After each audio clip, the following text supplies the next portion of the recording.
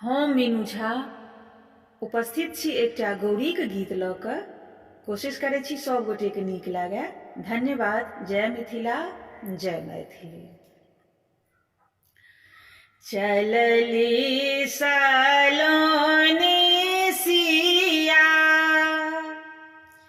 गिरिजा पूजन हे,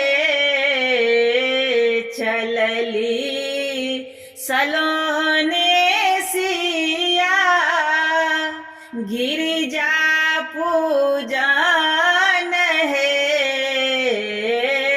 नामी नामी के सिया सिया के, नामी नामी के सिया सिया के, पहिरान चीर हे,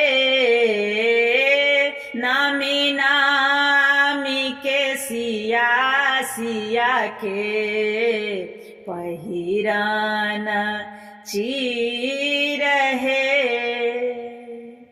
साजी लेला अक्षत चंदन, लेसी लेला दीप हे,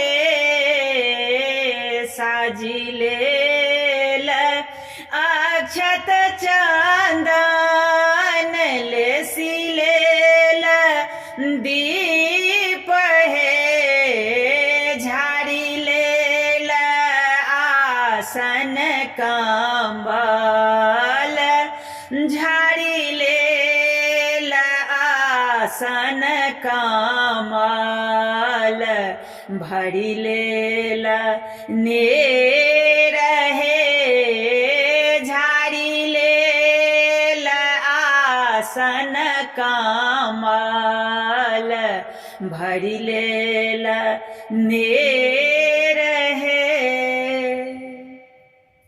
जोड़ी लेला फूल बेल पात्र, साठिल नवेद हे, जोड़ी लेला फूल बेल पात्र, साठिल नवेद हे, चलली सलोनी सिया, चलले सलोनी सिया गिरजा पूजन हे, चलले सलोनी सिया गिरजा पूजन